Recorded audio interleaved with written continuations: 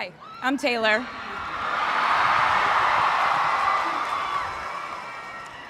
Last time I was in a stadium this size, I was dancing in heels and wearing a glittery leotard. This outfit is much more comfortable. I would like to say a huge thank you to NYU's Chairman of the Board of Trustees, Bill Berkeley, and all the trustees and members of the board, NYU's President Andrew Hamilton, Provost Catherine Fleming, and the faculty and alumni here today who have made this day possible. I feel so proud to share this day with my fellow honorees, Susan Hockfield and Felix Matos Rodriguez, who humble me with the ways they improve our world with their work.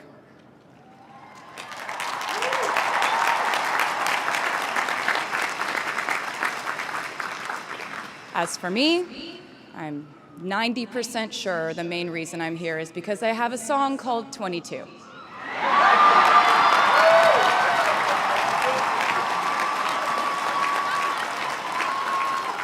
And let me just say, I am elated to be here with you today as we celebrate and graduate New York University's class of 2022.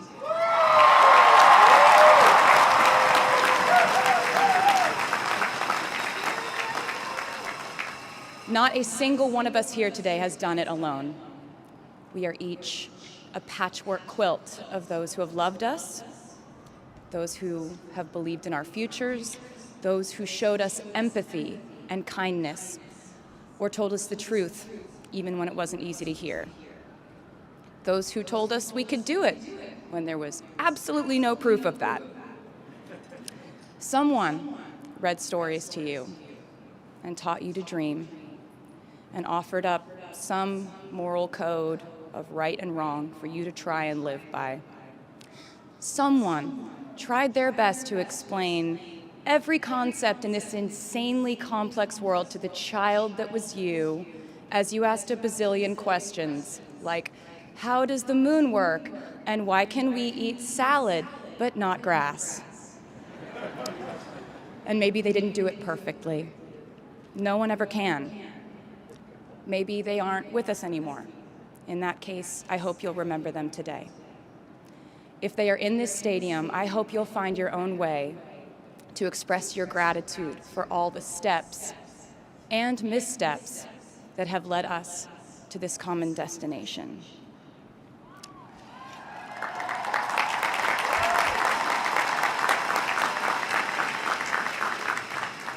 I know that words are supposed to be my thing, but I will never be able to find the words to thank my mom and dad, my brother Austin, for the sacrifices they made every day so I could go from singing in coffee houses to standing up here with you all today, because no words would ever be enough.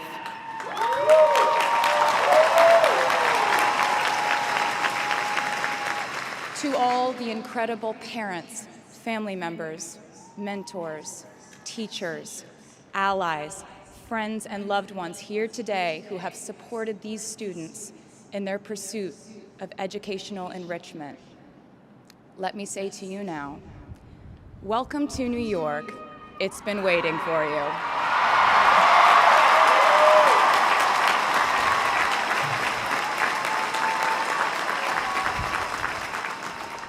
I'd like to thank NYU for making me, technically, on paper at least, a doctor.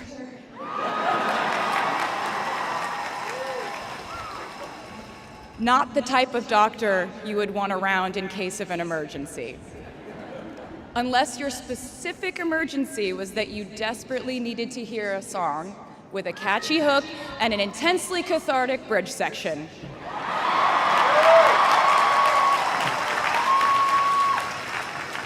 Or if your emergency was that you needed a person who can name over 50 breeds of cats in 1 minute. I never got to have a normal college experience, per se. I went to public high school until 10th grade, and then finished my education doing homeschool work on the floors of airport terminals.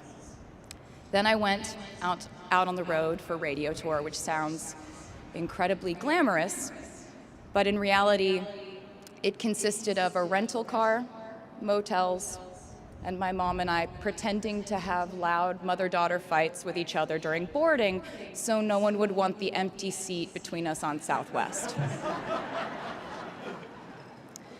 As a kid, I always thought I would go away to college, imagining the posters I would hang on the wall of my freshman dorm. I even set the ending of my music video from my song Love Story at my fantasy imaginary college, where I meet a male model reading a book on the grass, and with one single glance, we realized we had been in love in our past lives. Which is exactly what you guys all experienced at some point in the last 4 years, right?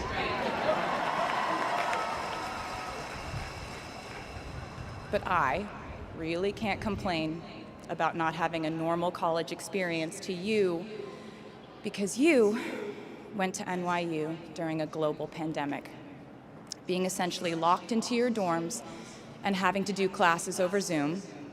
Everyone in college during normal times stresses about test scores.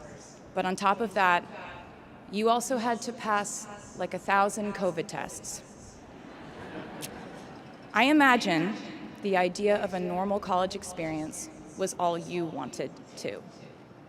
But in this case, you and I both learned that you don't always get all the things in the bag that you selected from the menu in the delivery service that is life. You get what you get. And as I would like to say to you wholeheartedly, you should be very proud of what you've done with it. Today, you leave New York University and then go out into the world searching what's next. And so will I.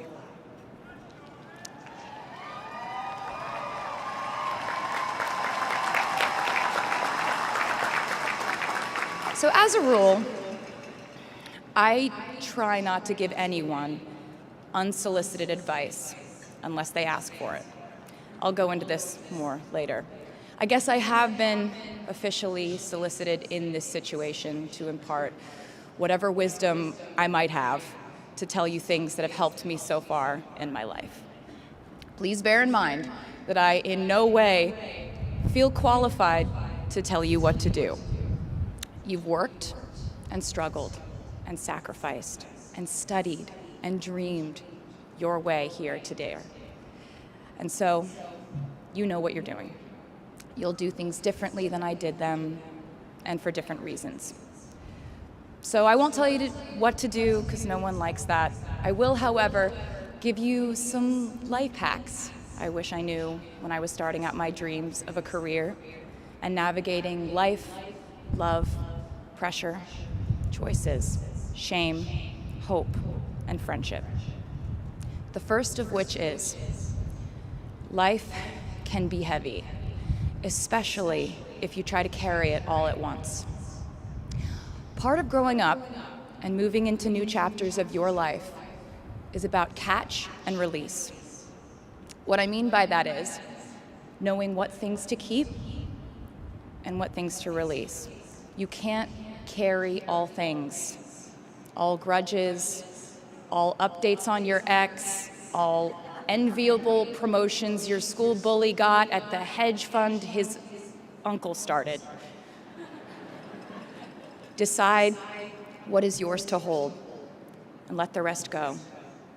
Oftentimes, the good things in your life are lighter anyway, so there's more room for them. One toxic relationship can outweigh so many wonderful, simple joys. You get to pick what your life has time and room for. Be discerning. Secondly, learn to live alongside cringe. No matter how hard you try to avoid being cringe, you will look back on your life and cringe retrospectively.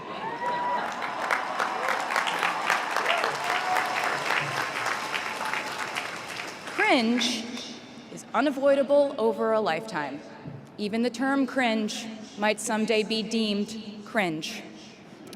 I promise you, you're probably doing or wearing something right now that you will look back on later and find revolting and hilarious. You can't avoid it, so don't try to. For example, I had a phase where, for the entirety of 2012, I dressed like a 1950s housewife. But you know what? I was having fun. Trends and phases are fun. Looking back and laughing is fun. And while we're talking about things that make us squirm but really shouldn't, I'd like to say I'm a big advocate for not hiding your enthusiasm for things.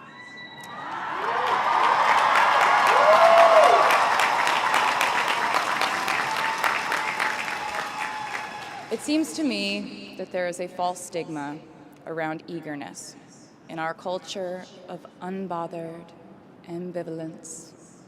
This outlook perpetuates the idea that it's not cool to want it, that people who don't try are fundamentally more chic than people who do.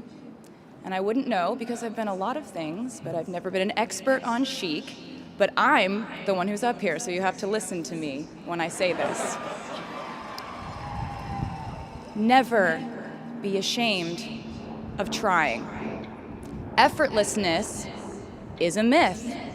The people who wanted it the least were the ones I wanted to date and be friends with in high school. The people who want it the most are the people I now hire to work for my company.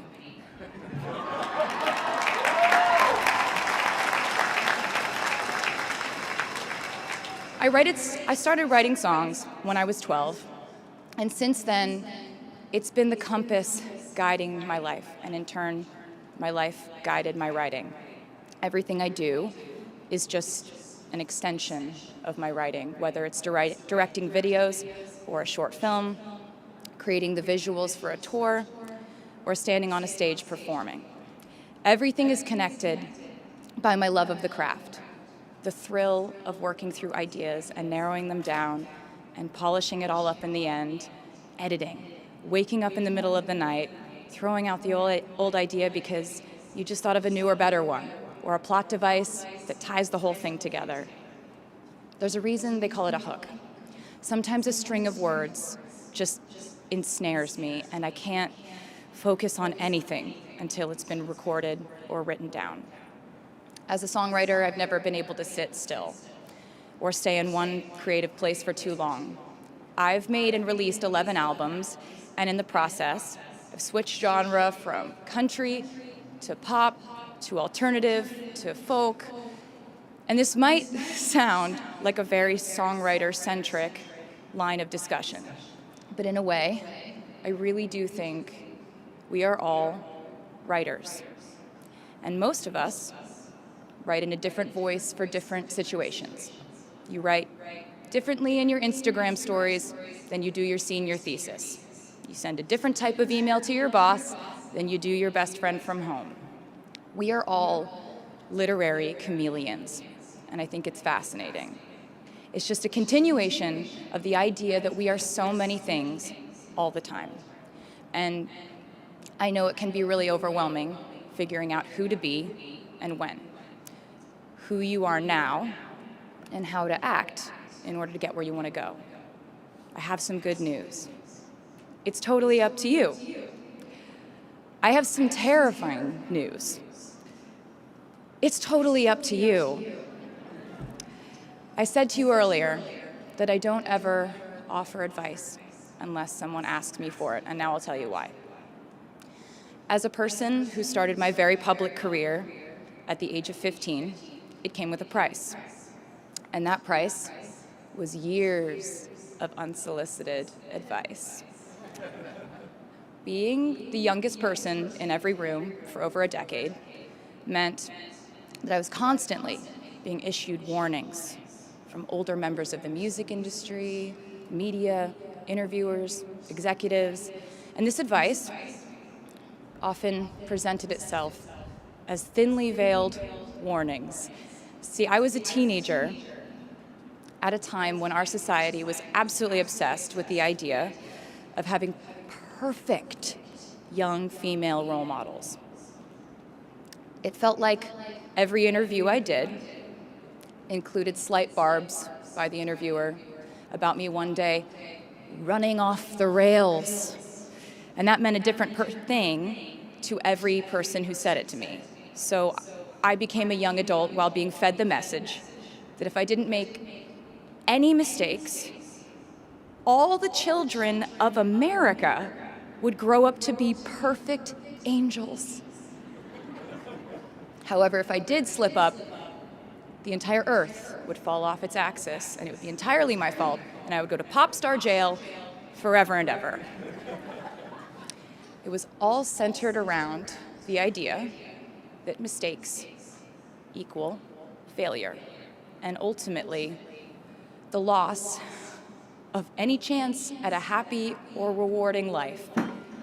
This has not been my experience.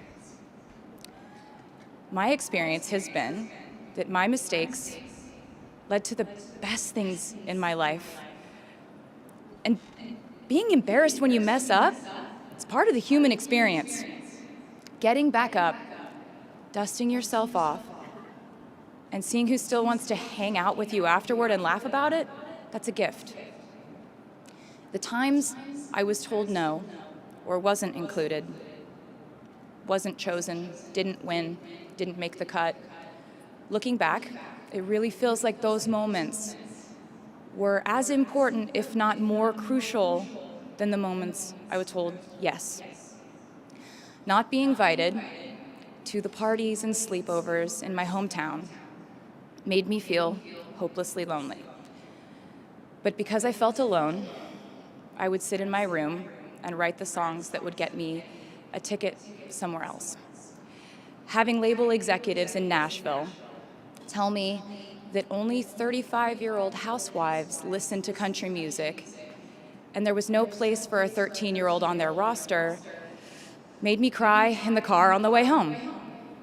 But then I'd post my songs on my MySpace, and yes, MySpace. And I would message with other teenagers like me who loved country music, but just didn't have anyone singing from their perspective. Having journalists write in-depth, oftentimes critical pieces about who they perceived me to be made me feel like I was living in some weird simulation. But it also made me look inward to learn about who I actually am. Having the world treat my love life like a spectator sport in which I lose every single game was not a great way to date in my teens and 20s. But it taught me to protect my private life fiercely. Being publicly humiliated over and over again at a young age was excruciatingly painful, but it forced me to devalue the ridiculous notion of minute-by-minute, ever-fluctuating social relevance and likability.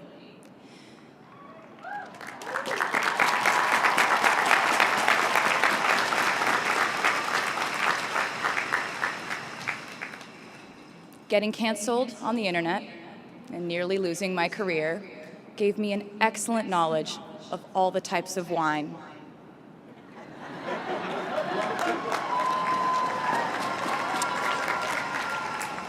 I know I sound like a consummate optimist, but I'm really not. I lose perspective all the time. Sometimes everything just feels completely pointless. I know the pressure of living your life through the lens of perfectionism.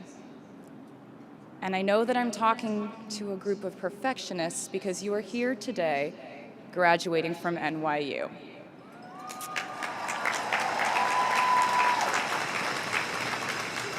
So this might be hard for you to hear. In your life, you will inevitably misspeak, trust the wrong person, underreact, overreact, hurt the people who didn't deserve it, Overthink, not think at all. Self-sabotage, create a reality where only your experience exists. Ruin perfectly good moments for yourself and others. Deny any wrongdoing. Not take the steps to make it right. Feel very guilty. Let the guilt eat at you. Hit rock bottom. Finally address the pain you caused. Try to do better next time. Rinse, repeat.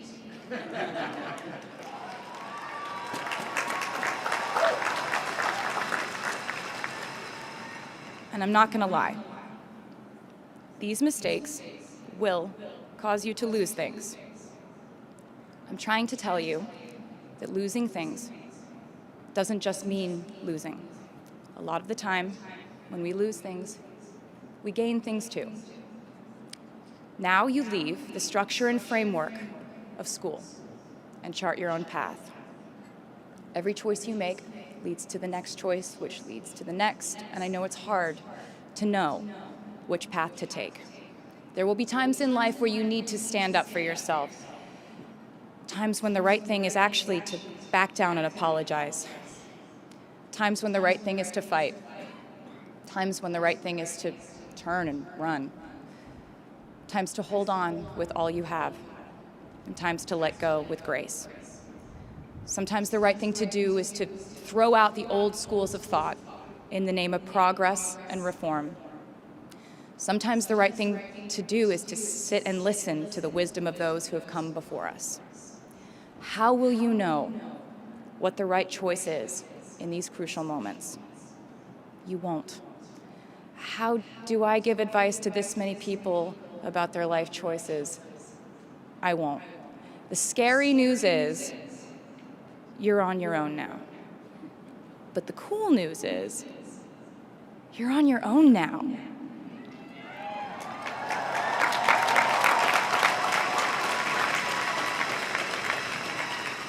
I leave you with this. We are led by our gut instincts, our intuition, our desires and fears, our scars and our dreams.